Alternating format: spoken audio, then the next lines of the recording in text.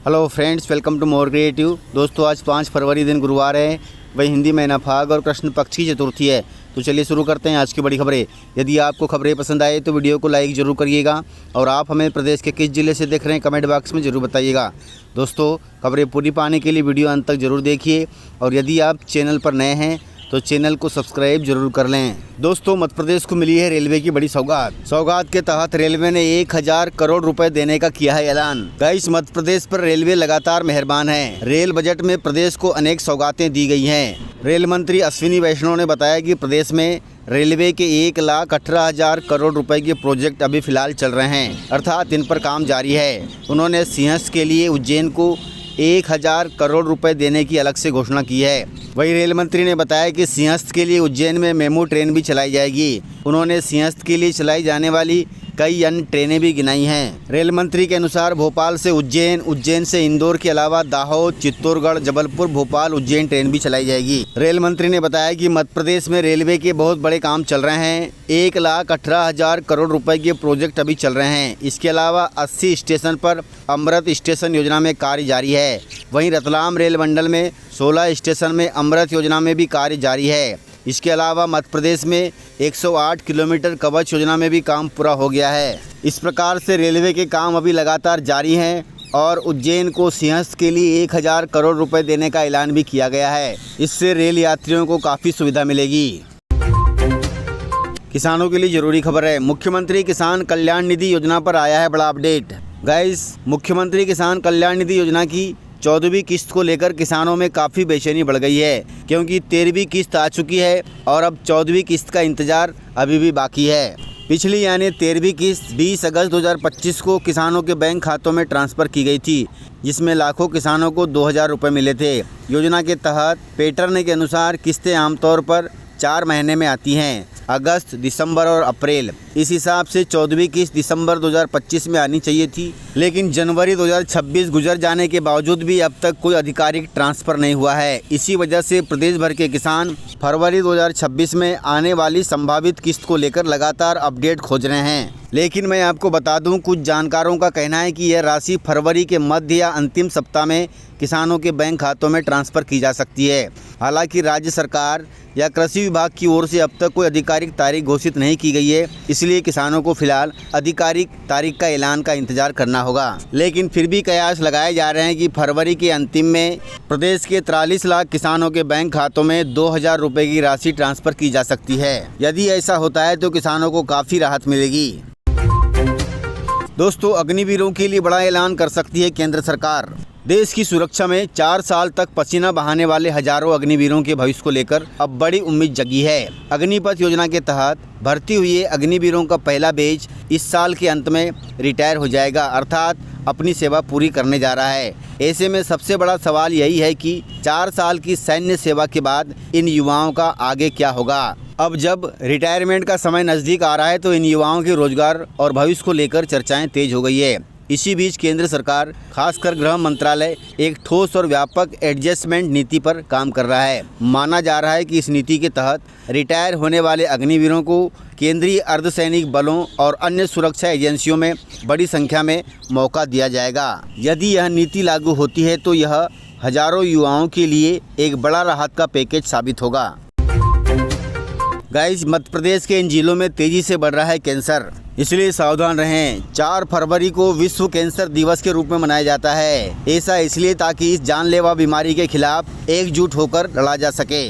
Bhopal AIIMS के director doctor Madhavanand कर ने बताया कि मध्य प्रदेश में कैंसर अब अलग अलग पैटर्न में दिख रहा है। राजधानी भोपाल में ज़्यादातर ओरल कैंसर पाया जाता है। यहाँ 18 तथा 20% पुरुष मुंह के कैंसर से पीड़ित हैं। रात भर मुंह में गुल या तंबाकू रखना इसकी मुख्य वजह है, इसलिए रात में सोते समय तंबाकू तथा गुल को अपने मुख में न रखें। इसके अलावा ग्वालियर चंबल में पित्त की थैली का कैंसर ज़्यादा पाया जा रहा है, इसलिए यहाँ शुद्ध पानी का सेवन करना जरूरी है। इसके अलावा इंदौर में 30% केस ब्रेस्ट कैंसर के हैं। भागदौड़ भरी जिंदगी और एक्सरसाइज की कमी 35 से 45 साल की महिलाओं को बीमार कर रही है। इसके अलावा मालवा में, पंजाब की तरह मालवा में भी कीटनाशकों की वजह से पेट के कैंसर बढ़ रहे हैं, इसलिए दोस्तों सावधान रहें। गाइस, मोहन सरकार फिर से ले रही है कर्ज।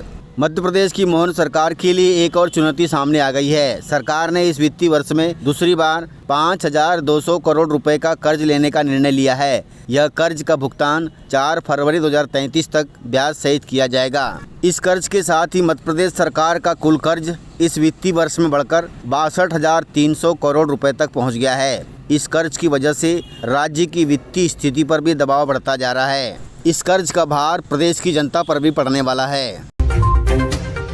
दोस्तों, इंदौर के भागीरथपुरा के पीड़ितों को नौकरी तथा 1 करोड़ रुपए देने की उठी मांग। देश के सबसे स्वच्छ और मध्य प्रदेश के आर्थिक शहर इंदौर के भागीरथपुरा में दूषित पानी से बीमार हुए लोगों और जान गंवाने वालों के परिजनों को न्याय दिलाने की मांग उठाते हुए कांग्रेस ने शहर के राजबाड़ा पर धरना प्रदर्शन किया है। इस दौरान उन 32 लोगों के परिवार के सदस्य भी शामिल हुए हैं जिनकी मौत उल्टी दस्त से ग्रस्त होने से हुई है। इस दौरान कांग्रेस प्रदेश अध्यक्ष जीतू पटवारी ने मंच से मंत्री कैलाश विजयवर्गीय के इस्तीफे की भी मांग की है। वहीं कहा है कि सरकार पीड़ित परिवारों को 1 करोड़ रुपए का मुआवजा दे। इसके अलावा नगर निगम में परिवार के एक सदस्य को नौकरी भी दी जाए। अगर ये मांगे पूरी नहीं होती है तो 8 दिन के बाद कांग्रेस पार्टी पीड़ित परिवारों को न्याय दिलाने के लिए जनता से निवेदन कर पूरा इंदौर बंद कराएगी। अब सरकार इस पर क्या फैसला लेती है वह देखना होगा। गाइस, पाकिस्तानी नागरिक ने भारत में फैला रखा है ठगी का जाल।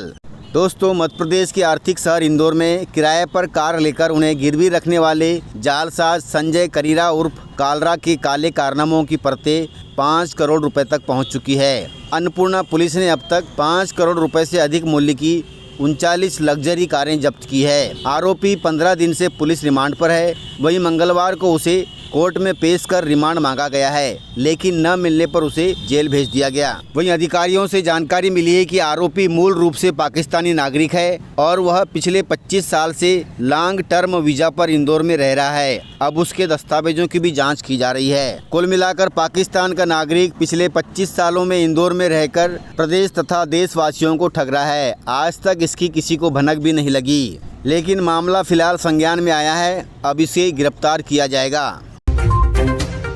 गाइस, बालाघाट जिले से खबर है। बालाघाट में विवाद के बाद गांव में 10 मुस्लिम परिवारों का हो गया है बहिष्कार। दोस्तों, 27 और 28 जनवरी को बालाघाट जिले के लांजी थाना क्षेत्र के घोटी व नंदुरा में आयोजित हिंदू सम्मेलन में उपजे विवाद के बाद गांव के लोगों ने यहां के 10 मुस्लिम परिवारों से मिलना जुलना, काम में न रखने या दुकान से सामग्री न लेने का फैसला लिया है। इसकी बाकायदा गांव में कोटवार के माध्यम से मुनादी भी कराई गई है। इससे गांव में माहौल तनावपूर्ण है। गांव के इस सामाजिक बहिष्कार के बाद मुस्लिम परिवारों के रोजगार पर असर पड़ गया है। बहिष्कार के बाद स्कूल बस चलाने वाले आसिफ हुसैन को काम से निकाल दिया गया है। वहीं इलेक्ट्रीशियन सादिक हुसैन को भी काम नहीं मिल रहा है। इसके अलावा किराना दुकान और मांस मटन की दुकान चलाने वाले मुस्लिम दुकानदारों के पास से गांव वालों ने सामान लेना तक बंद कर दिया है। वहीं लांजी के पूर्व विधायक ने मामले को चिंताजनक बताया है। उन्होंने इस सामाजिक बहिष्कार की केंद्रीय गृह मंत्रालय से जांच कराने और दोनों गांवों में पुलिस फ्लैग मार्च कराने की मांग की है।